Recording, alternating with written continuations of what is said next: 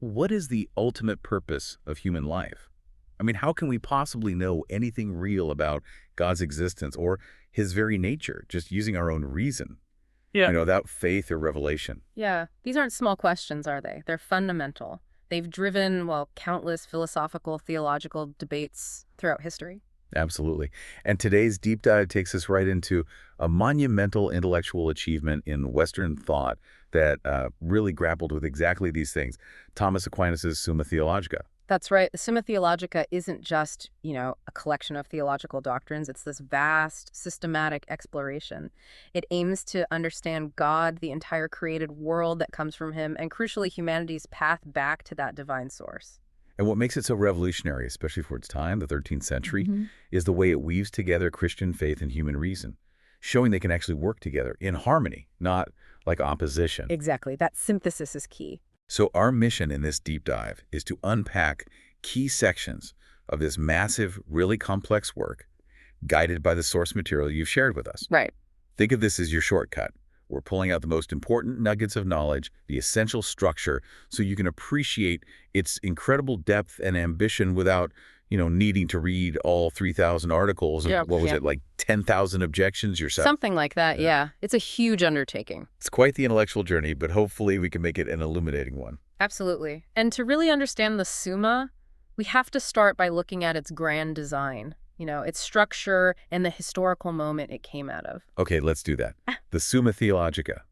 The source material mentions Aquinas had a very specific, stated purpose for writing it, one that might actually surprise people looking at how complex it is today. It certainly might. His explicit goal, and he says this himself, citing 1 Corinthians about offering milk to beginners, was basically to teach newcomers about the Christian religion in a simple, ordered, clear way. He really wanted to avoid the confusion, the repetition, and dwelling on, useless questions he saw in other theological works back then. He wanted something systematic for students, easy to grasp. That was the vision. Which, as you said, is kind of ironic, isn't it? Because looking at the Summa now, for most people, it feels like the furthest thing from simple. Oh, definitely. It's incredibly dense, takes serious intellectual effort, and you pretty much need some background in Aristotle and medieval philosophy just to start making sense of it. Precisely. The beginner he had in mind was likely, a university student who already had significant philosophical training, very different from a modern layperson just picking it up. Right. And a big part of that complexity people feel comes directly from its defining feature. Its highly logical, super systematic structure. The famous question-article format. This really is the engine driving the whole Summa, isn't it? It truly is. The entire work, everything from the most basic questions about God to the tiny details of the sacraments, it's all built on this rigorous framework. So let's break that down. A single article, what does it look like? Understanding the structure feels key to understanding how Aquinas thinks. It absolutely is. So lay it out for us. What are the components? Okay. Every article starts with a main question, the qua. Right. Qua. It poses a specific problem or topic. Often it's phrased as a yes-no question or just a point of inquiry like whether God exists or whether the human soul is incorruptible. So he sets up the debate right from the start. Exactly. Then, following that main question, he presents a series of objections. Object 1, Objection 2, Objection 3, sometimes more. Okay. And these are arguments against the position that Aquinas himself is ultimately going to defend later in the article. He's meticulously listing counter-arguments, sometimes drawing from other thinkers, philosophers, or even just common sense problems people might raise. Wow. So he's presenting the strongest possible case against his own view before he even states it. That's remarkably thorough, intellectually honest. It is. It forces him to directly engage with potential criticisms right up front. So after the objections comes the sed contra, C. Which means? On the contrary. This part usually offers a short argument, or more often, just a quote from an authority figure. Could be a Bible passage, a statement from a respected church father like Augustine, or a principle from a major philosopher, often Aristotle. Ah, okay. And this quote supports the view Aquinas is about to take. So it's like finding a foundational rock or an authoritative statement to stand on. It doesn't necessarily refute the objections directly yet, but it grounds his upcoming argument. Points the way. That's a really good way to put it. It points towards the answer from a position of authority. Then comes the absolute core of the article, the responde, resp. I respond. Exactly, I respond. This is where Aquinas lays out his own developed argument. He presents his reasoned position on the question, gives the main justification for his view. This is the real meat of his analysis, where he synthesizes all his philosophical and theological insights. This is where he explains what he actually thinks, and crucially, why he thinks it. Precisely. But he doesn't stop there. The final part is the replies to objections. Add 1, add 2, add 3, corresponding to each objection raised at the beginning. Right. Addressing them one by one. In this section, he directly addresses each of those initial objections. He carefully takes them apart, clarifies misunderstandings, introduces necessary distinctions, or shows why the objection doesn't actually undermine his core position presented in the respondeo. So it's this incredibly detailed, almost like a legalistic method. State the problem, present arguments against it, state an authoritative position pointing your way, present your own argument in detail, and then systematically refute all the initial counter-arguments. Yes, and this pattern just repeats over and over. How many times? Thousands of times. When you think about the scale, the Summa is divided into these 38 larger sections called tracts. They contain 631 questions in total. And those questions are broken down into approximately 3,000 individual articles. 3,000. And within those articles, you find around 10,000 objections and their corresponding answers scattered throughout the whole work. You start to get a sense of the sheer intellectual architecture here, the commitment to being absolutely thorough. It's an intellectual building of just staggering proportions. Okay, let's zoom out a bit from the individual article structure to overall architecture of the Summa itself. It's not just a random collection of questions, right? It has a clear overall design. Oh, absolutely. The structure follows a kind of theological narrative arc. It's often described using the Latin exitus reditus. Exitus reditus, huh? Yeah, it means like an outgoing and returning pattern. It starts with God, then traces everything that comes from God in creation, analyzes humanity, which is the key part of creation for this story, and then looks at how humanity returns to God. It's a profound structure. It's like the story of the whole universe and humanity's place in it. So what are the main parts? There are 3 main parts, plus a supplement added later. The prima pars, ST1, is the first part. It focuses entirely on God in himself, his existence, his nature, his attributes, at least those we can know through reason. Okay, starting with God. And then it covers God as the first cause of creation. So it deals with the origin of the world, the nature of created beings, including angels, and, importantly, human beings. So begins with the ultimate reality and everything that flows from it. Makes sense. Then we move to the prima secundae, ST1 to 2. This is the first part of the second part. Here, the focus shifts to humanity's action, that returning part of the journey. How we get back to God. Exactly. It deals with human movement towards God. It analyzes human action in general, the things that influence our actions, like passions and habits, and the principles that guide our actions, namely the different kinds of law and the role of grace. So this is where he really digs into the mechanics of human behavior, morality, choices. Precisely. And building directly on that, the secunda secundae, ST2 to 2, the second part provides much more detailed, specific analysis of the virtues and vices. It goes through the theological virtues, faith, hope, and charity, which he argues are infused directly by God's grace. And then the cardinal virtues, prudence, justice, fortitude or courage, and temperance or moderation. These are virtues that can, in principle, be acquired through practice, although Aquinas sets a very high bar for possessing them truly and perfectly. So these 2 big middle parts of the Summa are deeply focused on the human condition, how we act, how we can become virtuous, how we move towards our ultimate end. That's right. And that brings us to the tertia pars, ST3, the third main part. This final section focuses directly on Christ and the means of salvation. It covers the incarnation, God becoming man in Jesus Christ, and the sacraments, which are seen as the channels of grace necessary for humanity's return to God. But the source material mentioned he didn't quite finish this part. That's correct. Aquinas died before completing the tertia pars, so what we have is the supplementum. This was compiled after his death by his disciples, mainly using material from his earlier writings, especially his commentary on the sentences of Peter Lombard. Okay. So they filled in the gaps. Yes, this supplement finishes topics that weren't fully covered in the tertia pars as he left it. Things like penance, extreme unction, now anointing of the sick, holy orders, matrimony, and also details about the resurrection. So, even though it wasn't all completed directly by his hand, the Summa, as we have it today, presents a remarkably complete, planned, comprehensive system. It covers the entire sweep of theological thought from beginning to end. That was certainly the aim. Now, understanding this whole design, the structure is also kind of inseparable from its historical context. Aquinas was writing in the 13th century, and that was a truly transformative period intellectually in Europe. What was happening then in the 13th century that made it such a pivotal moment for a work like the Summa? Well, several really important things converged. First, it was the era of the rise and consolidation of the great European universities, places like the University of Paris, where Aquinas taught for significant periods. Right. The universities were becoming major centers. Exactly. Centers for rigorous intellectual debate, systematic organization of knowledge.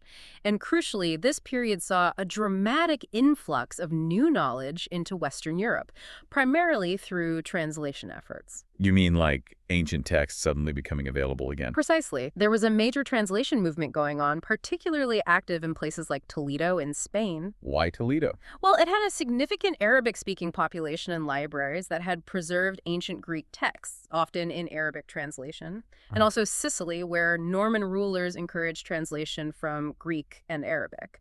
Scholars were translating works from both languages into Latin. And this brought what kind of text? A wealth of classical texts, most notably the complete works of Aristotle. So for centuries before this, many of Aristotle's most important philosophical and scientific works weren't widely known or available in the Latin West. Exactly. Or only known in fragments or through secondary sources. And they arrived not just on their own, but often accompanied by extensive commentaries and original works from influential Islamic philosophers like Avicenna, Ibn Sina, and Averroes, Ibn Rushd. They had kept Aristotelian thought alive, studied it deeply, and developed it further. Wow. I can see how that would be disruptive. This incredibly systematic, rational philosophical framework from Aristotle and his commentators suddenly lands in the lap of 13th century Christian Europe. It was highly disruptive and very controversial. Integrating Aristotelian philosophy into the existing Christian theological framework was a major challenge. Some of Aristotle's views, like his argument for the eternity of the universe, or aspects of his psychology, seemed, at first glance, incompatible with core Christian doctrines like creation out of nothing, or the nature of the individual immortal soul. And the interpretations you mentioned of Averroes. Yes, some interpretations, particularly those associated with Averroes, like the idea of a single shared intellect for all humanity, were seen as particularly problematic for Christian belief in individual responsibility and immortality. So there must have been a pushback. Traditional theologians getting wary of this new pagan philosophy. Absolutely. Many viewed it as theologically dangerous, a potential threat to the faith, and this is exactly where Aquinas, who was deeply influenced by his teacher Albert the Great, another proponent of engaging with Aristotle, stepped into the fray. Okay. His goal wasn't to reject Aristotle. Instead, he aimed to synthesize Christian revelation with Aristotelian philosophy and human reason. He fundamentally believed that truth is ultimately one, and that philosophical truths, when properly understood, could not contradict revealed truths from God. So he saw reason and faith not as enemies, but as different paths that ultimately lead to the same reality, the same truth. That's the absolute core of his project. He wrote detailed commentaries on Aristotle's works, trying to clarify his thought and show its compatibility. He also wrote works like the Summa contra Gentiles, the Summa against the Gentiles, specifically to defend Christian doctrine, using philosophical arguments that would be accessible even to non-Christians, people who didn't accept revelation. Right, using reason as a common ground. Exactly. And the Summa Theologica builds on all this. It uses Aristotelian categories, concepts, and methods of argument to systematically explore and expound Christian theology. He wanted to demonstrate how philosophy could serve as a handmaiden to theology and Theology, preparing the way for faith, illuminating its truths, and defending them rationally. It's a remarkable intellectual tightrope walk, trying to embrace this powerful new wave of knowledge while remaining completely faithful to Christian tradition. Okay, so we've got the context, the structure, the purpose. Let's dive into some of the core content, starting with those foundational questions in the prima pars. On God, and specifically, proving God's existence. This is where his famous 5 ways come in, right? Indeed. Aquinas was quite confident that natural reason, operating independently of revelation, could actually demonstrate God's existence. But, and this is vital, we need to understand what he thought these demonstrations actually accomplished. Okay, what did they accomplish in his view? He argued they proved the existence of a first cause, a prime mover, a necessary being. These are philosophical conclusions that point to some kind of foundational reality. But he saw these as preambles to the faith, preambula fidei. They don't immediately give you the full revealed picture of the Christian God. So these proofs get you to a necessary being or an ultimate cause, maybe an intelligent designer, but they don't, on their own, get you to the Trinity or God's personal attributes like mercy or love. At least not without further steps involving faith and theology. Precisely. That's a crucial distinction. The 5 ways, which he presents concisely in the Summa Theologica, Part 1, Question 2, Article 3. ST 1A 2.3c. Right. They are what we call cosmological arguments. They start from observable features of the world, motion, causality, contingency, perfection, order, and argue backwards to a necessary ground or explanation for those features. Okay. And crucially, Aquinas isn't primarily arguing against an infinite regress of causes going backwards in time, you might call a horizontal series. He actually thought you couldn't philosophically disprove the possibility of an eternally old universe. Really? That's interesting. Yeah. Instead, his arguments focus mainly on denying an infinite regress of simultaneous causes or dependencies. Think of it as a vertical series, here and now, where something's existence or its motion right now depends on something else right now, which depends on something else right now, and so on. Okay, like a chain of dependency happening in this very moment. Exactly. That kind of dependency chain, he argues, must terminate. It has to end in something that is not dependent in that same way. It can't go on infinitely downwards, so to speak. So it's not really about the Big Bang or the very beginning of time, but more about the present moment. Why does anything exist or change right now? What's holding it all up? Exactly.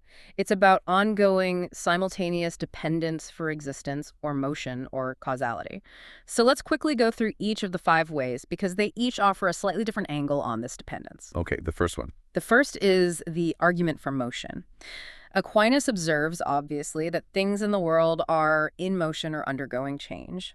Whatever is in motion, he says, following Aristotle, is moved by something else. Nothing moves itself. Well, not in the sense of going from potentiality to actuality regarding that motion without an external agent already in act. Something needs to actualize the potential for motion. So you have this chain of movers, A moves B, B moves C, and so on. This chain of simultaneous movers, where each is moved by another right now, cannot go on infinitely.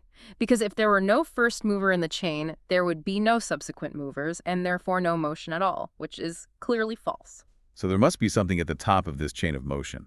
Yes. There must be a first mover, itself unmoved by anything else in that specific chain of dependency, which is the ultimate source sustaining all the motion we see. Okay, that's the first way. What's the second? The second is very similar in structure. The argument from efficient cause. We observe causes and effects in the world. Everything that begins to exist has an efficient cause, something that brings it into being or makes it happen. Right. In the world of sensible things, nothing can be the efficient cause itself because it would have to exist before itself, which is impossible. So again, you have a chain of efficient causes where A causes B, B causes C, simultaneously in terms of dependency for existence or operation. This chain cannot go on infinitely. Same reasoning as before. Pretty much. If it did go on infinitely, there would be no first efficient cause. And if there's no first cause, there can be no intermediate causes and thus no ultimate effect, which again is clearly false because effects exist. Therefore, there must be a first efficient cause, itself uncaused by anything else in that dependency series. The uncaused cause. Okay, it sounds very similar to the first argument, just focused on existence or causality rather than motion specifically. They are structurally very analogous, yes. The third way is the argument from possibility and necessity, often called the argument from contingency. This one feels a bit different. How so? We observe things in the world that are contingent. That means they exist, but they don't have to exist. It's possible for them not to exist. They come into being, they exist for a while, and they pass away. Their existence isn't necessary. Like us, or this table, or that tree. Exactly. Now, Aquinas argues if everything that exists were merely contingent, then it's possible that at some point, given infinite time, there would have been nothing in existence. Because every contingent thing has the possibility of not being, and eventually that possibility would be realized for everything if everything is contingent. Okay. But he continues, if there ever was a time when absolutely nothing existed, then nothing could possibly have come into existence from that state of nothingness. Ex nihilo nihil fit out of nothing. Nothing comes. Right. You can't get something from absolutely nothing. So if there was a time of nothingness, nothing would exist now. But things clearly do exist now. Therefore, it cannot be the case that everything is contingent. There must be at least one being whose existence is not contingent, but necessary, something that must exist. A being whose very nature is to exist. Its existence is absolutely required, not dependent on anything else. Exactly. That's the core idea. Its existence isn't received from another or dependent. Now, the fourth way is the argument from degrees of perfection. Degrees of perfection. Yeah. We observe in the world different degrees or gradations of various perfections. We talk about things being more or less good, more or less true, more or less noble, more or less real even. Okay, like comparing two actions for goodness or two statements for truth. Right. These comparative terms more and less imply some kind of standard or maximum. We judge things as approaching some ultimate standard of goodness, truth, nobility, being, etc. So the relative implies an absolute. That's the argument. There must be something that is the maximum in these categories. The greatest being, the highest truth, the supreme good, which is the ultimate cause and standard for all the limited perfections we find in other things. This ultimate maximum of perfection is what we call God. Our experience of relative perfection points toward an ultimate perfect source. Interesting. Okay, number 5. Finally, the fifth way is the argument from the governance of the world, often called the teleological argument, from telos, meaning end or goal. Design in nature. Essentially, yes. We observe that natural things, even those that lack consciousness or intelligence, think of plants growing towards sunlight, or the predictable orbits of planets consistently act for an end. They behave in regular, ordered, purposeful ways to achieve certain results, not just randomly or chaotically. Now, things that lack intelligence cannot direct themselves towards an end or goal. They don't know where they're going, so to speak. Therefore, their purposeful action, this consistent orientation towards achieving specific ends, must be directed by some intelligent being that understands the goal and guides them towards it. Like an arrow needs an archer to hit the target. That's a classic analogy used for it, yes. So this intelligent being that orders all natural things towards their proper ends is what everyone understands to be God. So the apparent design, purpose, and orderliness in nature, even in non-conscious entities, points logically to an intelligent director or designer behind it all. That sums up the 5 ways. Now, as the source material rightly notes, these arguments have certainly faced their share of criticisms, particularly in modern philosophy and science. Right. What are some of those key criticisms people raise? Well, one significant line of criticism is that even if you grant the arguments are logically valid, they only seem to establish the existence of something like a prime mover or a first cause or a necessary being or an ultimate standard or an intelligent director. Yeah. They don't on their own necessarily get you to a personal God with all the specific theological attributes of the traditional Christian God, like being omniscient, omnipotent, perfectly good in a moral sense, involved in history, answering prayers. Critics argue that the arguments might establish a kind of philosophical requirement, a metaphysical necessity, but not necessarily a deity to whom one could relate personally or worship. So they might prove something exists at the foundation, but they don't tell you very much about who or what that something is in the full theological sense? Is that the idea? That's a major line of argument, yes. Another common criticism is that the arguments, especially maybe the first 2 about motion and efficient cause, and arguably the 5th about governance, seem to rely heavily on Aristotelian physics and metaphysical concepts of causality. Concepts that aren't universally accepted today. Right. The specific understanding of motion, change, potentiality, actuality, and efficient causation that Aquinas uses, rooted in the 13th century understanding of Aristotle, is quite different from the paradigms used in modern science, like quantum mechanics or cosmology based on relativity. So the scientific ground has shifted. Some argue that modern cosmology, for example, while it certainly doesn't disprove a creator, offers different frameworks for understanding the universe's origin and ongoing operation. Frameworks that don't necessarily require the specific kind of simultaneous causal chains Aquinas describes, or at least they don't fit neatly into his categories. The arguments might also lack empirical testability by modern scientific standards. It sounds like the whole scientific and philosophical paradigm shift since the Enlightenment has impacted how these arguments are received, or maybe the assumptions they rest on. That's definitely a key point of contention in the ongoing debates. However, defenders of Aquinas, and Aquinas himself implicitly, offer counter-arguments or clarifications. They strongly emphasize, as we noted earlier, that the 5 ways are intended primarily as preambles to the faith. Right, not the whole story. Exactly. They aim to establish certain truths about God's existence and some very basic attributes that reason can discern. They're not meant to give you the full picture revealed in faith. The goal is more modest, to show that belief in God is not irrational, that it has a solid rational foundation, that reason doesn't contradict faith here. Reason clears the ground, maybe lays some foundational stones, but faith builds the full structure on top of that. That's a good analogy for his view.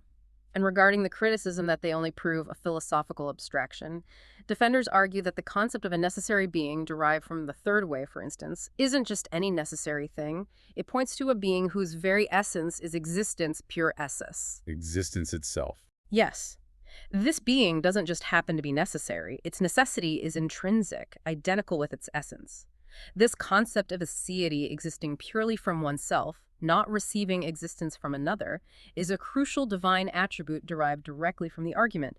And defenders argue this points towards something uniquely ultimate and foundational, far beyond just another necessary component of reality. That distinction is important. It's not just a being that happens to be necessary, like maybe mathematical truths are necessary, but a being whose necessity is its very nature, the source of all other existence and necessity. Okay. So, having established the existence of this necessary first ultimate being through reason via the five ways, how does Aquinas then use reason to explore God's nature and other attributes in the prima parts? Does he just stop there? Oh no, far from it. He proceeds quite systematically, deducing what must be true of such a being based on the philosophical conclusions reached in the five ways. He explores a whole range of divine attributes, building up a picture of the divine reality that is accessible, at least in part, to natural reason alone, before even bringing in revelation explicitly. Okay, so what are some of the key attributes he derives using this purely philosophical, rational method? Well, first and foremost, he argues strongly for God's absolute simplicity. Simplicity, meaning? Meaning God cannot be composed of parts. Not physical parts, obviously, but also no metaphysical parts like form and matter, or even essence and existence being distinct things within God. He argues they're identical in God. Any kind of composition, he reasons, implies potentiality, dependence on the parts, and limits.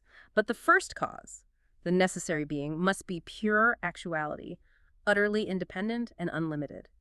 Therefore, God must be absolutely simple, non-composite. Not made up of anything, completely unified, pure actuality. Right. Then, flowing from being the first cause and the standard of all perfections from the fourth way, God must possess all perfections in the highest possible degree, so God is absolutely perfect. The ultimate standard. Yes.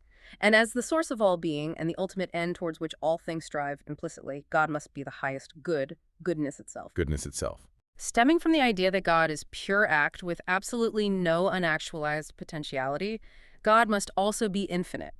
Not infinite in size, obviously, but infinite in power, in being, in perfection.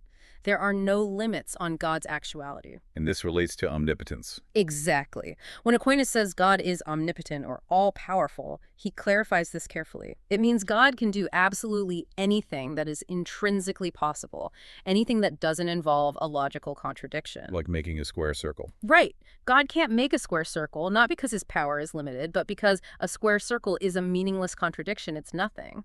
Similarly, God can't make the past not have happened because that's logically incoherent. The limit isn't external to God, it's within the nature of logical possibility itself.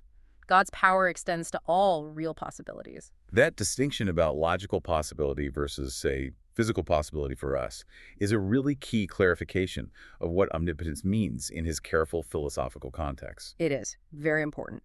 He also argues, based on God being pure act, for God's immutability. God is unchanging, absolutely stable. Why? Because change implies moving from potential to act. Precisely. Change involves moving from a state of potentiality regarding some perfection to a state of actuality. But if God is already pure actuality, possessing all perfections fully, there's no potentiality to be actualized. Therefore, God cannot change. Okay. And since time, as we experience it, is fundamentally linked to change, it's often defined as the measure of motion or change, a being that is immutable and pure act must exist outside of time altogether.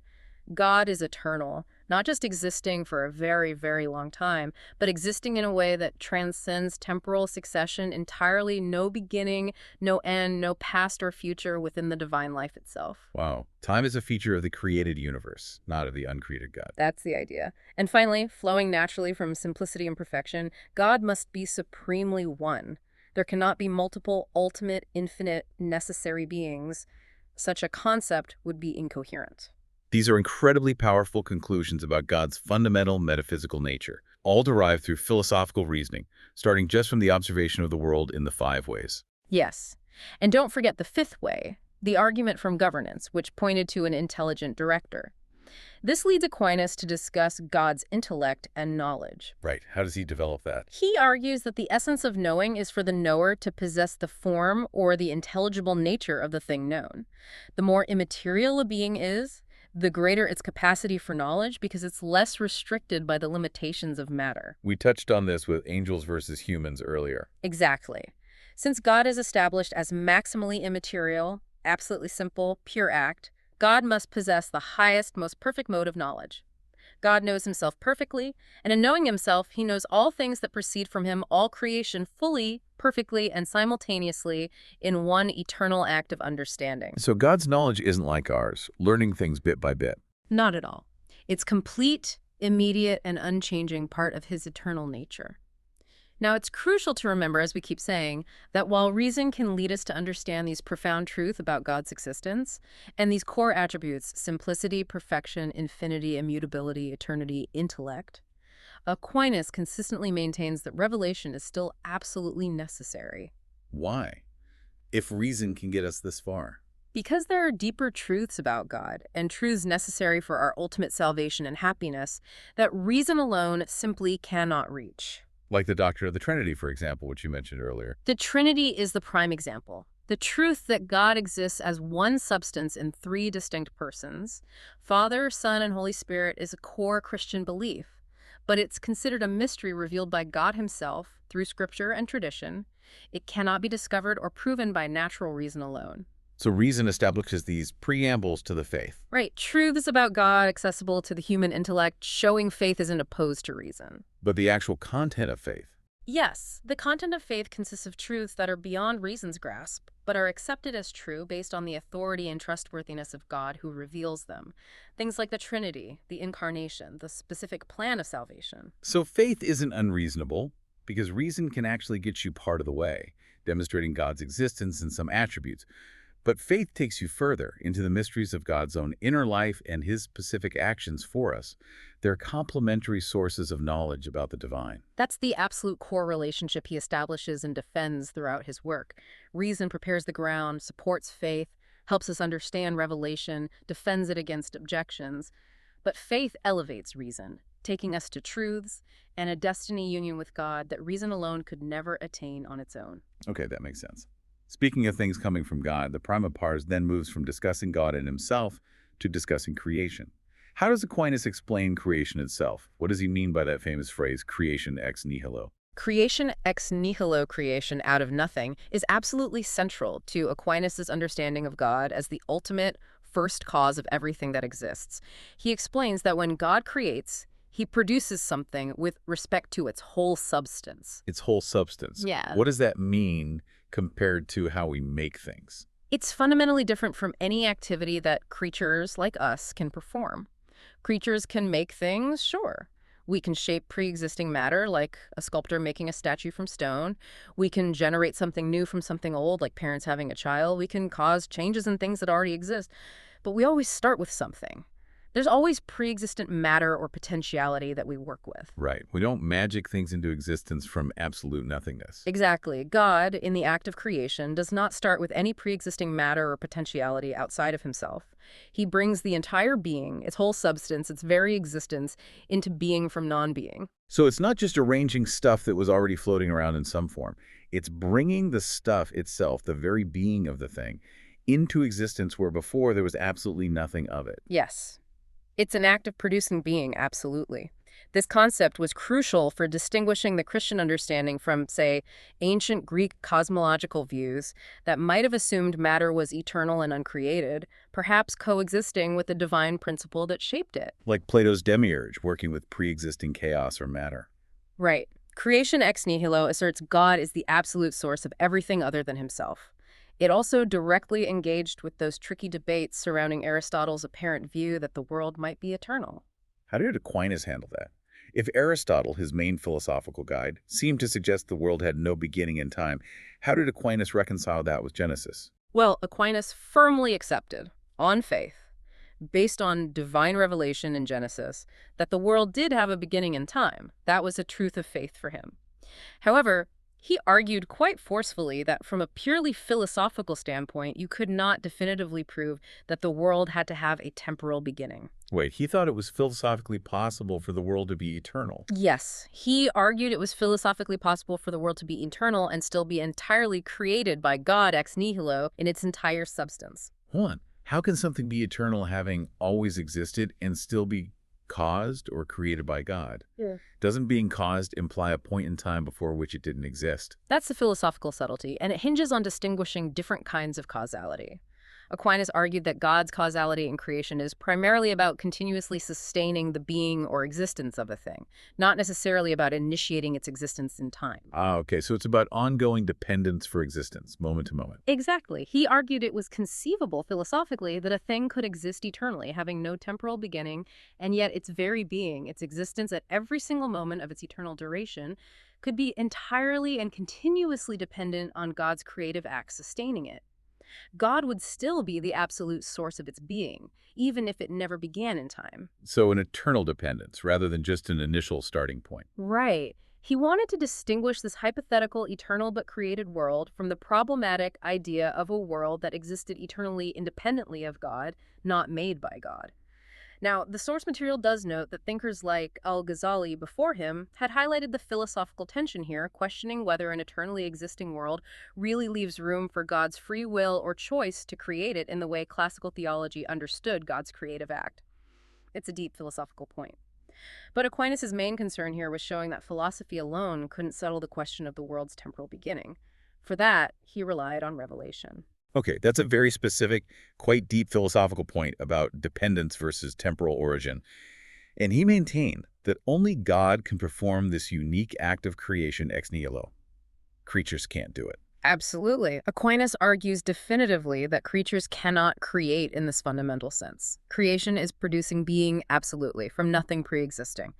A creature, as we said, can only cause being in a specific subject, like a builder, causing the form of house to exist in pre-existing wood and bricks. They apply form to matter. They rearrange what's already there. Right. And fundamentally, a creature is not its own being. It has being. It participates in being, receiving it ultimately from God.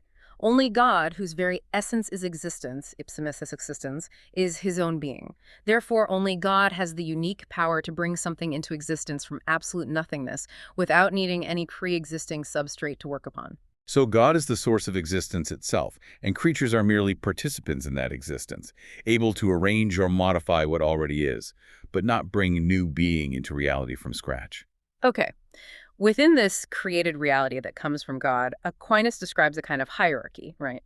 And the Prima Pars focuses particularly on angels and humans within that hierarchy. Yes, the Prima Pars lays out the different levels or orders of created beings. Right near the top of the hierarchy, just below God, are the angels.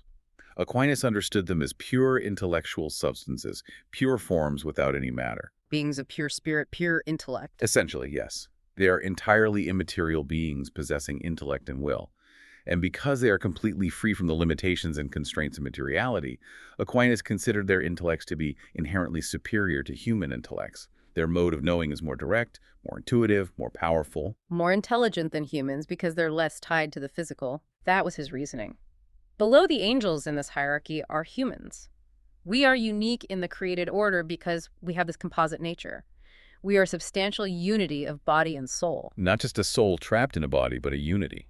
Exactly. The human soul is the form of the body. It's what makes this particular lump of matter a living human body and gives it all its vital operations: growth, sensation, movement, thought. But crucially, the soul is also something more than just the form of the body.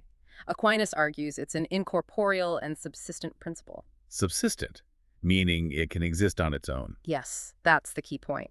It means the human soul, unlike the souls of animals or plants, which are just the principles of life for their bodies and cease to exist when the body dies, has its own active being. It can exist independently of the body, even though its natural state is to be united with the body. This was a complex philosophical idea to defend, bridging Platonic and Aristotelian traditions. So the soul is both the principle of life for the body and something that can potentially subsist on its own after the body dies. That's a very specific understanding. It is. It's central to his anthropology. And what makes the human soul capable of this subsistence, and what sets us apart from other animals, which also have souls but of a different non-subsistent kind, are its unique higher powers. The intellect, reason, and the will, rational appetite, free choice. Intellect and will. These powers, Aquinas argues, are what constitute humans as being made in the image and likeness of God. They reflect, in a finite way, God's own nature as knowing and loving. How does our intellect differ fundamentally from, say, the senses or imagination that animals possess? What makes it so special? Aquinas makes a crucial distinction here, and it's fundamental to his argument for the soul's nature. Senses, sight, hearing, etc., and imagination are powers tied directly to bodily organs. They can only apprehend singular, particular, concrete, physical things, this specific red apple, that particular barking sound, the remembered image of one specific cat. They deal with the physical world directly. Right. The human intellect, however, has the capacity to grasp universals and incorporeal realities. It can abstract the universal concept of appleness from seeing many individual apples. It can understand the universal concept of justice or triangularity or truth or causality ideas that aren't tied to any single physical instance and aren't physical things themselves. The ability to think abstractly, to understand concepts beyond the immediate physical sensation or image. Exactly. And Aquinas argues that this very ability to grasp universals and immaterial concepts demonstrates that the intellectual operation itself must be, in some way, independent of physical bodily organs. While we need the senses and imagination to provide the raw material phantasms from which the intellect abstracts, the act of understanding the universal form itself transcends the material conditions of the brain or senses. So the immateriality of thought points to the immateriality of the thinker, the soul. That's a key part of his argument, yes. This immateriality of the intellect's operation is a primary reason, he argues, for the immaterial nature of the soul itself. And because the human soul is argued to be an immaterial, subsistent entity, something that has its own existence, it doesn't have within itself a natural principle of corruption or dissolution, the way composite material things do, which fall apart when their form and matter separate. So once created directly by God, Aquinas held each human soul as a direct creation. The human soul exists forever. It is naturally incorruptible, immortal. Its existence doesn't cease with the death of the body. That's a powerful philosophical case for the immortality of the soul, grounded very specifically in its immaterial nature and its unique intellectual capacity for universal knowledge. Now, the prima pars, in setting up the nature of God and creation, including humans, also sets the stage for the rest of the Summa by touching on humanity's original state and the fall, doesn't it? It does, yes. While the full treatment comes later, the prima pars establishes the context. Aquinas builds on the traditional Christian understanding, rooted in Genesis and elaborated by figures like Augustine, that humanity, represented by Adam and Eve, was originally created in a state of original justice and grace. Meaning they were in a right relationship with God, their own inner faculties, reason, will, passions, were harmoniously ordered, they were free from suffering and death as we know it, and possessed supernatural gifts. They lived in harmony with God, each other, and creation. The Garden of Eden picture. Essentially, the fall from this state, through the original sin of disobedience, profoundly altered human nature. It resulted in the loss of that original grace and justice, introduced disorder into our inner faculties, the passions rebelling against reason, the will weakened towards good, brought suffering and death into human experience, and damaged our relationship with God. So this fallen state, this wounded human nature, is the condition we find ourselves in now. Yes. And that fallen state is the crucial backdrop for understanding the entire secunda pars of the Summa. The second part is all about exploring humanity's journey back towards God, the ethical life, and the means God provides, law, virtue, grace, to overcome the effects of sin and attain our ultimate end. Which leads us perfectly into that secunda pars, focused squarely on humanity's return to God through ethics and morality. Let's start with the goal. What is the ultimate end, the ultimate purpose of human life, according to Aquinas? Where are we heading? Well, remember that fundamental principle we discussed earlier. Aquinas has a thoroughly teleological view of reality. Everything acts for an end, a telos. Right. Everything has a purpose or goal. And this is especially true for rational agents, like humans, who consciously grasp ends and guide their actions towards them by intellect and will through free choice. So, Aquinas argues, following Aristotle very closely here, that all human choices and actions are fundamentally oriented towards achieving a single ultimate end. And that ultimate end is? Happiness, beatitudo in Latin, Everything we do, every choice we make, we do because we perceive it, rightly or wrongly, as contributing in some way to our happiness or fulfillment. It's the universal human pursuit. Okay, happiness. But I suspect for Aquinas, this isn't just about, feeling good, having pleasant experiences, or achieving worldly success. Absolutely not. He explicitly argues against identifying ultimate happiness with things like wealth, physical pleasure, honor, fame, power, or even virtues themselves. Why? Because all these things are either means to an end, or they are finite, transient, and ultimately cannot fully satisfy the deepest longing of the human heart and intellect. They don't measure up to our infinite desire. Something like that. For Aquinas, the most perfect, ultimate, complete human happiness consists primarily in an activity of our highest faculty, the intellect, directed towards the highest object. So it's intellectual contemplation. Contemplation of what? Ultimately, contemplation of the highest truth and the perfect good, which is God himself. The supreme object of intellectual contemplation is the divine essence. So the ultimate happiness is seeing God, the beatific vision. Yes, that's the fullest realization of perfect happiness, the beatitudo perfecta, which is achieved fully only in the afterlife, in heaven, the direct, unmediated vision of God's essence. But importantly, Aquinas argues that even in this life, the activity of contemplating truth, especially the highest truths about God and reality that we can grasp through reason and faith, constitutes the highest and most satisfying form of happiness possible for us here and now, beatitudo imperfecta. So even earthly happiness finds its peak in intellectual and spiritual activity focused on truth and God. That's his view. True human flourishing is found in exercising our highest faculty, intellect, on the highest object, God truth. Wow. That presents a significant challenge to many modern ideas about purpose and happiness, doesn't it? In a world that often defines success by material accumulation or external validation or just maximizing pleasure and minimizing pain or even just self-defined goals, Aquinas is saying, no, true fulfillment, the thing we're actually made for, lies in knowing and contemplating God. It's a fundamentally different orientation, isn't it? Aquinas argues that humans are ultimately oriented towards knowing and loving God for God's glory as their ultimate end. And true, lasting happiness is found only in achieving that end, in relationship with and contemplation of Him. And importantly, he believed that this conclusion about human nature's ultimate orientation towards God could be reached, at least in part, through philosophical reasoning about human nature and desire, not solely through an appeal to faith. Okay, so that's the goal of beatitude, ultimately seeing God. How does Aquinas analyze the specific human acts, the choices we make day to day that either move us towards or away from this ultimate end? How does morality work in his system? He delves into a very detailed analysis of human acts in the Prima Secundae. He focuses specifically on voluntary actions, those that proceed from the intellect, which apprehends the good, and the will, which chooses or desires the good. Moral judgment of these acts isn't simple. It's quite nuanced. It involves examining both the external deed itself, what was actually done, and crucially, the internal intention that motivated the act, all judged within the broader context of the different types of law, natural, divine, etc. Intention is key, then, the why behind the action. Absolutely critical. The source material highlights a couple of examples to illustrate this. Consider a soldier who throws herself on a live grenade to save her comrades. The external outcome is her death, which, considered in itself, is objectively a physical evil. But her intention, the direct object of her will, is to save the lives of others. This intention transforms the moral quality of the act, making it one of heroic virtue, self-sacrifice. This relates to later developments like the principle of double effect in ethics, where the agent's primary intention is paramount when an action has both good and foreseen bad consequences. So the same observable physical event, someone dying, can be morally vastly different depending entirely on the agent's inner motive, what they were aiming at. Precisely.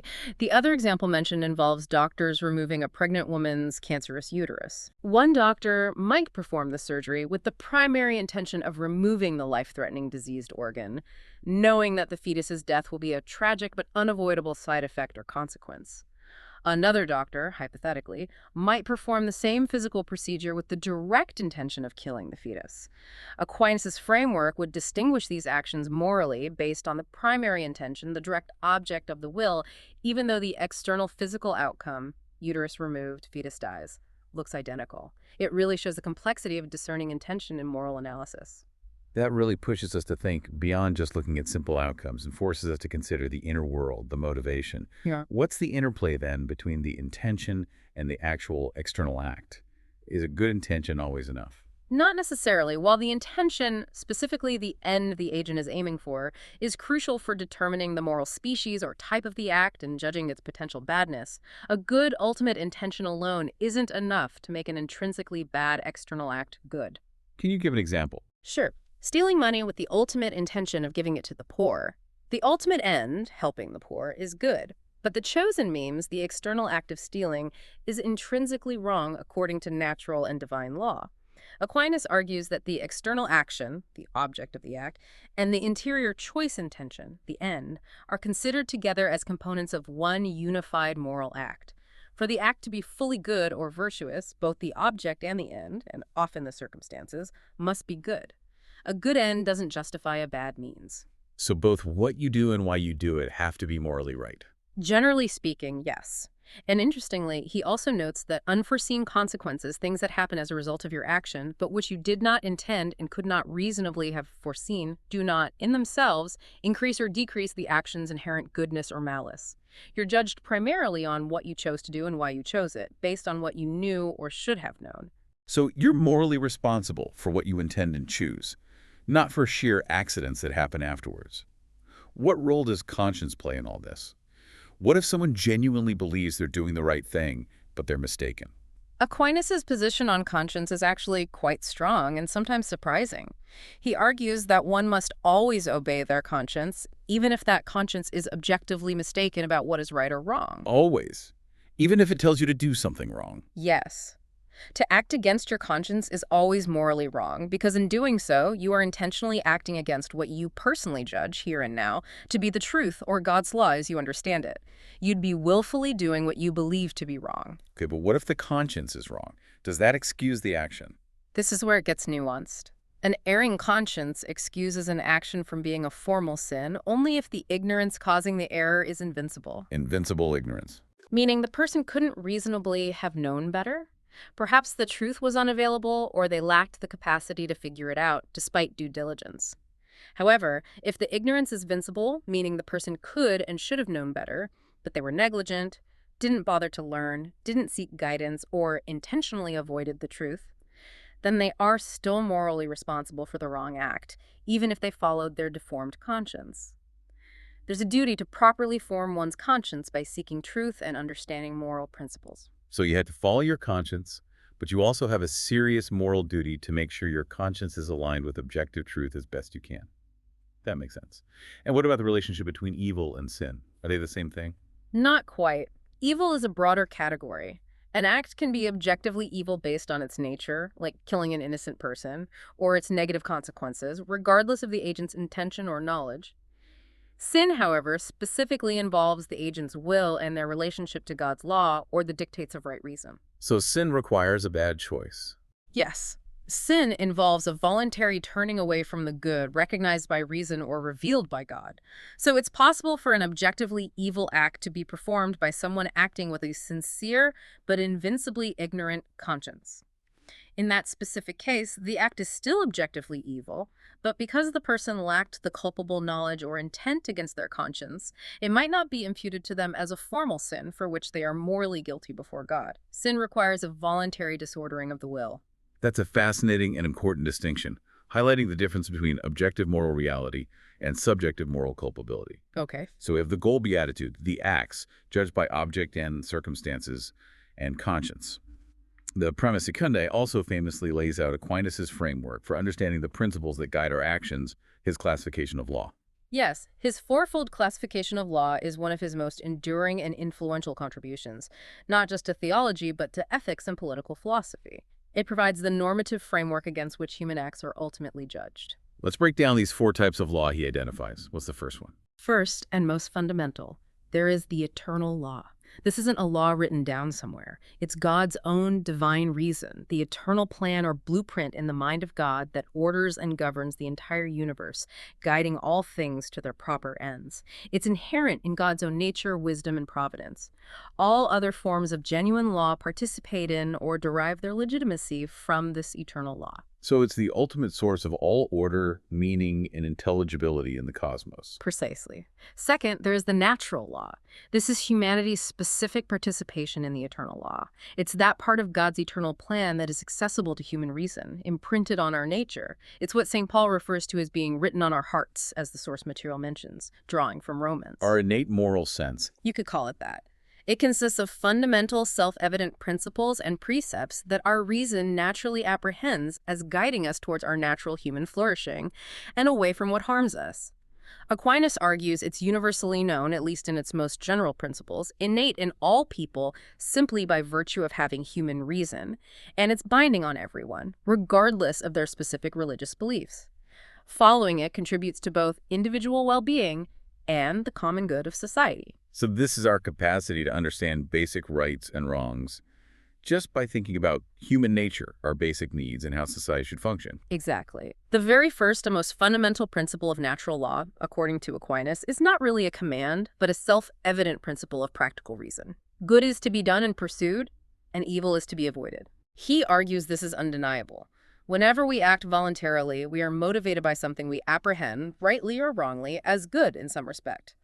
All the other more specific precepts of natural law, like preserving one's own life, seeking truth, especially about God, living in society peacefully, caring for offspring, respecting others' rights, are seen as specifications or derivations of this primary principle, based on discerning the fundamental goods towards which our natural human inclinations direct us when guided by reason. So everything we naturally desire and need as humans, when properly understood and ordered by reason, points us towards specific moral precepts, all under the big umbrella of seeking the genuine good and avoiding genuine evil. That's the core idea. Now, it's important to avoid some common misunderstandings, as the source notes. Natural law is not the same thing as the descriptive laws of physical science, like the law of gravity or thermodynamics. Natural law is prescriptive. It tells us how we ought to act based on our nature and end. Okay, that's clear. Also, while the most general primary precepts, like do good, avoid evil, or don't intentionally kill the innocent, are considered universal and absolute, the secondary precepts derived from them might allow for exceptions or require careful application depending on circumstances. Prudence is needed. It's not always a rigid, one-size-fits-all list of rules for every conceivable situation. It's more a framework for moral reasoning grounded in our shared human nature. It's a foundation for reasoning morally, not just a simple code. What's the third type of law? Third, there is human law. These are the specific, positive laws enacted by human societies and governments, the laws you find in law books. Ideally, human laws should be derived from, or at least consistent with, the natural law. They apply the general principles of natural law to the particular circumstances and needs of a specific community. For example, traffic laws, property regulations, criminal statutes. And if human law violates natural law? Aquinas argues that an unjust human law, one that fundamentally contradicts natural law or divine law, or exceeds the legislator's authority, or imposes unfair burdens, is not, strictly speaking, a true law at all. It's more like a perversion of law, and may not bind in conscience, though prudence might sometimes dictate obeying it externally to avoid greater disorder. Earthly laws derive their moral legitimacy from their alignment with the deeper moral order grounded in natural law. So earthly laws have a moral foundation they need to respect. What's the fourth and final type? Finally, there is divine law. This is law that is revealed directly by God, primarily through Scripture, both the Old Law, like the Ten Commandments, and the New Law, the teachings of Christ in the Gospels. Why is this needed if we already have natural law discoverable by reason? Aquinas gives several reasons. First, because human reason is imperfect and fallible, especially after the fall, we can make mistakes in discerning or applying natural law. Divine law provides clear, certain guidance. Second, human law can only regulate external actions. It can't judge or direct interior thoughts and intentions. Divine law guides our inner life as well. Third, natural law directs us towards our natural end of earthly happiness, but humanity also has a supernatural end, eternal life and union with God, which requires supernatural guidance found only in divine revelation. So divine law perfects natural law and directs us to our ultimate supernatural destiny. Exactly. So you have this hierarchy. Eternal law as the ultimate source, natural law as our rational participation in it, divine law as revealed guidance supplementing and perfecting reason, and human law as the practical application for society, ideally reflecting both natural and divine law. Christian ethics, as Aquinas presents it, therefore beautifully integrates aspects of virtue ethics, focusing on character and habits needed to follow the law well, and deontological ethics, focusing on duties and obedience to God's commands and laws, seeing them as working together harmoniously. That brings us very neatly to the concept of virtues, which are central to the next big section, the Secunda Secundae.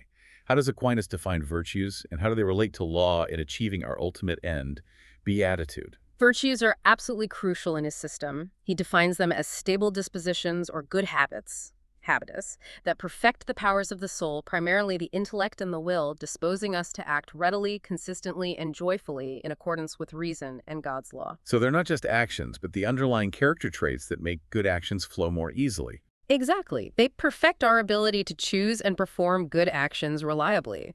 Cultivating these virtuous habits is essential for successfully navigating the moral life according to natural and divine law, and therefore essential for moving towards our ultimate end of beatitude. Laws tell us what to do. Virtues shape who we are so that we can and want to do it well. They make us good people, not just people who occasionally do good things. What kinds of virtues does he talk about? He makes a fundamental distinction between two main categories of virtues: acquired virtues and infused virtues. Okay, acquired first. Acquired virtues are those moral virtues that can, in principle, be developed through our own human effort, through education, and most importantly, through the repetition of good actions. By consistently choosing and performing courageous acts, for instance, one gradually develops the stable habit or virtue of courage. Practice makes perfect, or at least makes virtuous. That's the basic Aristotelian idea, which Aquinas adopts. The four cardinal virtues: prudence, practical wisdom in choosing the right means; justice, giving others their due; fortitude, courage in facing difficulties; and temperance, moderation in desires and pleasures, are the principal examples of virtues that structure the moral life and can be developed through practice, perfecting our natural human capacities. Prudence, justice, fortitude, temperance. Got it. What about infused virtues? Infused virtues are different. These are virtues that are not earned or developed solely through our own efforts, but are given directly by God's grace, typically through baptism and the sacraments. They are supernatural gifts. Why do we need these? Aren't the acquired virtues enough? Not for our ultimate end. The primary examples of infused virtues are the three theological virtues: faith, believing in God and his revelation; hope, desiring and trusting in God's promise of eternal life; and charity, loving God above all things and loving our neighbor as ourselves for God's sake. These virtues are necessary because our ultimate end, the beatific vision, is a supernatural end, one that exceeds the natural capacity of human nature. We need God's grace and these infused virtues to orient us directly towards God himself as our ultimate object of knowledge and love. So, acquired virtues perfect our natural human abilities for living a good life in this world, while infused virtues elevate our nature, allowing us to pursue our supernatural end of union with God. Exactly. This is where Aquinas famously articulates the principle: grace does not destroy nature, but perfects it. Infused virtues, given by grace, build upon, heal, and elevate our natural capacities and acquired virtues. Charity, for example, perfects and directs all the other virtues towards God. Aquinas also sets a very high standard for what counts as a truly perfect virtue. A genuine, perfect virtue for him must be informed by charity and prudence and be incapable by its very nature of being used to perform an immoral act. It's not just about being mostly good, but about having a stable disposition that reliably guides you toward the true good in all circumstances. So it's a very high standard for true virtue. And cultivating these virtues, both the acquired moral virtues and the infused theological virtues, is the path to human flourishing and achieving that ultimate happiness in the contemplation and love of God. Precisely. The virtuous person is the one whose inner life is rightly ordered, whose powers are perfected, enabling them to direct their actions consistently towards their true and ultimate end. We've traced the grand narrative from God in the prima pars, through creation, human nature, the fall, and then the ethical journey back towards God in the secunda pars, guided by law and perfected by virtue. The final main part of the Summa, the tertia pars, focuses specifically on Christ and the sacraments as the means of this return. Yes, the tertia pars brings the story to its climax by introducing Christ as the central figure, the mediator, and the way for humanity's journey back to God. It delves deeply into the mystery of the Incarnation, the doctrine that the eternal Son of God took on human nature and became man in the person of Jesus Christ. And Aquinas explains why this was necessary. Yes, he provides numerous reasons why the incarnation was fitting and necessary for human salvation. It was necessary to repair the immense damage caused by original sin, which humanity couldn't fix on its own. Christ's life provides the perfect model of human virtue. His death and resurrection overcome sin and death and open the way to eternal life. Through the incarnation, human nature itself is united with the divine, making possible our ultimate supernatural union with God. So Christ is the bridge, the way back. And the sacraments, how do they fit in? The sacraments are presented in the tertia pars as the specific, concrete, physical means instituted by Christ through which God's grace, the divine life, and help needed for salvation is channeled to believers within the Church. They are visible signs that affect invisible grace. Like baptism, communion. Exactly. Baptism washes away original sin and incorporates us into Christ. The Eucharist nourishes us with Christ's own body and blood. Confirmation strengthens us with the Holy Spirit. Penance, reconciliation, restores grace lost through sin, and so on. They are essential instruments for receiving the grace needed to live a virtuous life, overcome sin, heal the wounds of the fall, and ultimately attain the beatific vision. They connect directly back to the ideas of infused virtues and the transformation of human nature by grace. So, the structure of the Summa truly mirrors that whole theological narrative. Yeah. Everything comes forth from God, exodus, humanity falls but retains its orientation towards God, and God provides the means through Christ and the sacraments, guided by law and perfected by virtue, for humanity to return to Him, redditus. It's a beautifully integrated and complete theological system built around that central narrative arc of creation, fall, and redemption. And woven absolutely throughout this entire tapestry, as we've seen again and again, is that overarching theme of the fundamental harmony between reason and revelation. Let's circle back to that one more time, because it really does seem to be the bedrock of Aquinas' entire intellectual project. He wasn't interested in a faith that required abandoning reason, or a reason that dismissed faith as irrelevant. That's his central demonstration, arguably his most enduring contribution. He argues passionately and systematically that faith and reason are not mutually exclusive, they're not contradictory paths. Instead, they are complementary ways of knowing truth, and since all truth ultimately comes from God, they cannot genuinely conflict when properly understood. So Christian ethics, for example, uses both. Right. Christian ethics, in his view, is robustly informed by both what we can know about good and evil through natural human reason, reflecting on our nature, that's natural law, and by what is specifically revealed to us by God through scripture and tradition, that's divine law. They work together. And philosophy itself, the use of reason, isn't just a separate academic subject. It has a specific positive role to play within theology. Absolutely. Philosophy serves, in his famous phrase, as a handmaiden to theology, and Summa Theologica. It uses the natural light of human reason to explore truths about reality, human nature, and morality that are accessible to our intellect without needing revelation.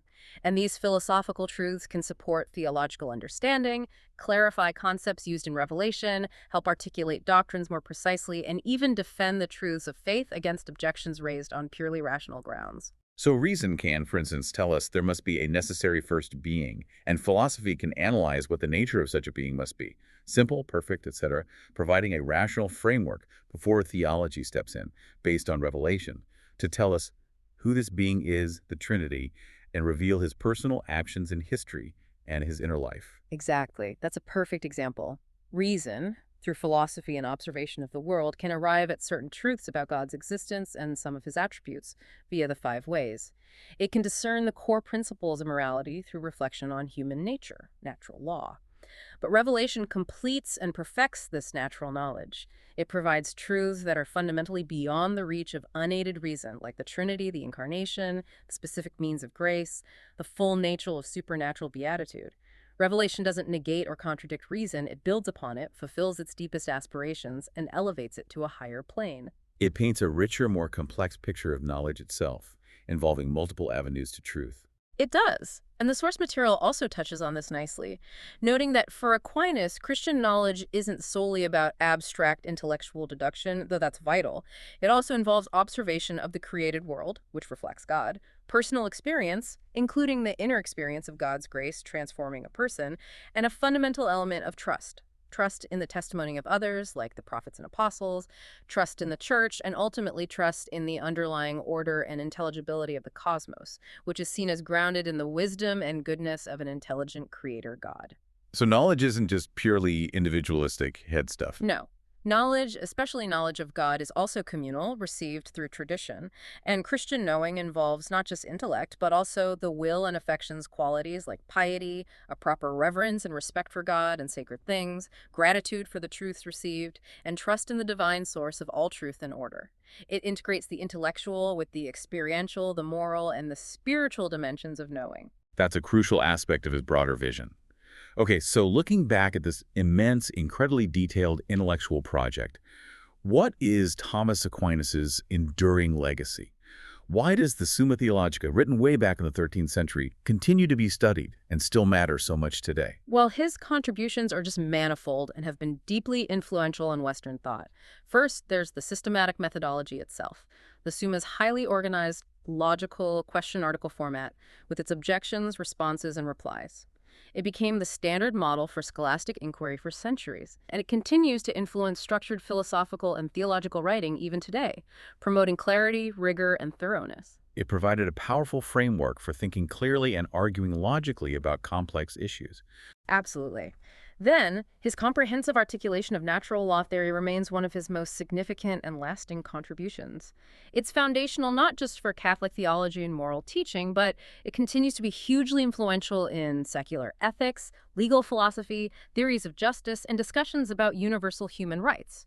The idea that there is an objective moral law inherent in human nature, discoverable by reason, is still a vital concept in many contemporary debates. Still relevant in law schools and philosophy departments. Very much so.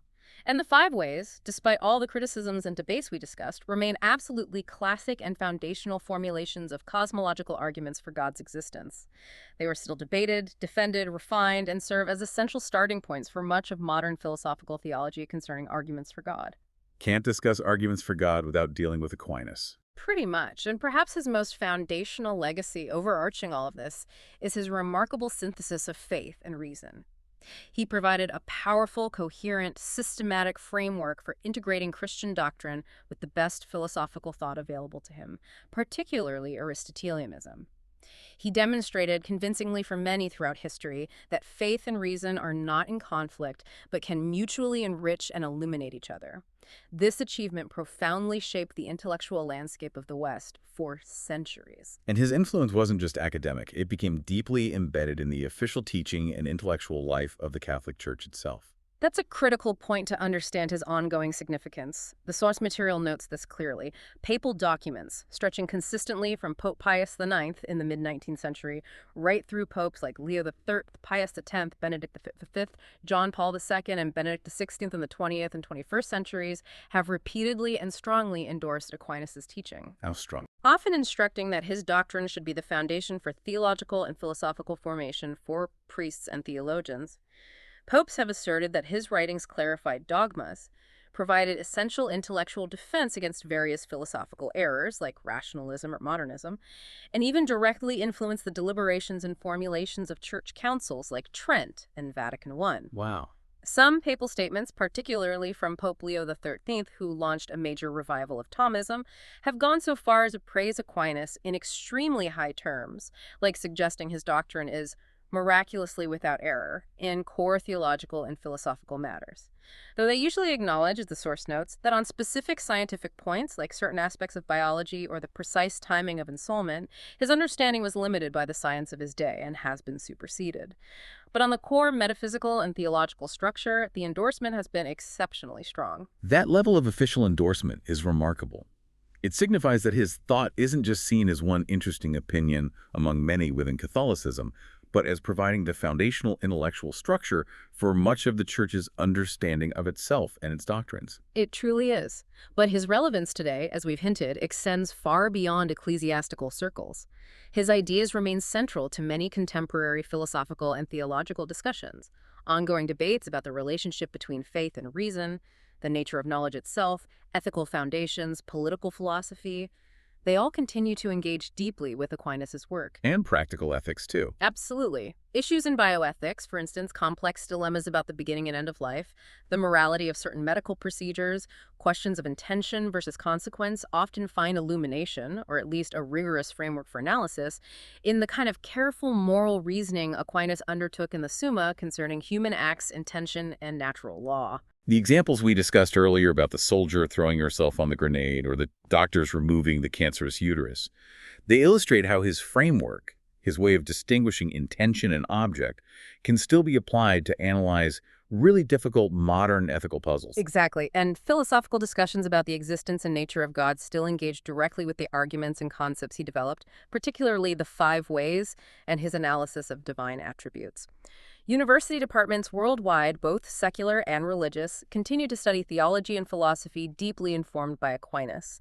His robust defense of reason's capacity to know important truths about reality and morality, his detailed ethical system rooted in a teleological view of human nature and virtue, and his overall systematic, comprehensive approach remain incredibly significant intellectual resources and, for many, still potent intellectual challenges to prevailing modern or postmodern perspectives that might be more skeptical about reason or objective truth. It's absolutely clear that even centuries after his death, engaging seriously with Thomas Aquinas forces us to confront the most fundamental questions about reality, knowledge, morality, and our ultimate place in the cosmos with a remarkable, almost unparalleled intellectual rigor. Absolutely. His work really stands as a monumental peak of systematic thought in the Western tradition. So to sum it all up then, Thomas Aquinas' Summa Theologica is truly an intellectual masterpiece. It's this incredibly comprehensive, logical, systematic way of thinking through the very biggest questions humanity has ever faced, questions about the nature of God, the universe he created, and our ultimate purpose and path within that grand reality. Its enduring brilliance really lies in that unparalleled synthesis, his ability to bring together so many diverse streams of thought, Christian revelation from scripture and tradition, the best philosophical tools available in his era, especially Aristotle's logic and metaphysics, and the power of human reason itself, weaving them into this coherent, compelling, and profoundly influential whole. It's really a testament to the ambitious pursuit of truth through every available avenue. Aquinas believed, and he argued powerfully through reason itself, that true human happiness, our ultimate end, beatitudo, is found ultimately in the contemplation of truth, culminating in the direct vision of God. And he saw this conclusion not just as a matter of blind faith, but as something that philosophical reasoning about our own nature and deepest desires can actually lead us towards. So here's a final thought for you to ponder. In a world today that often encourages us to seek fulfillment primarily in external achievements, material possessions, fleeting pleasures, or maybe even by defining our own individual truth and purpose entirely apart from any reference to a higher reality or objective moral order. What does Aquinas' profound argument that the ultimate end of human life is rooted in intellectual contemplation, virtue, and a relationship with the divine challenge you to consider about your own deepest pursuits and what truly constitutes a flourishing, meaningful human life?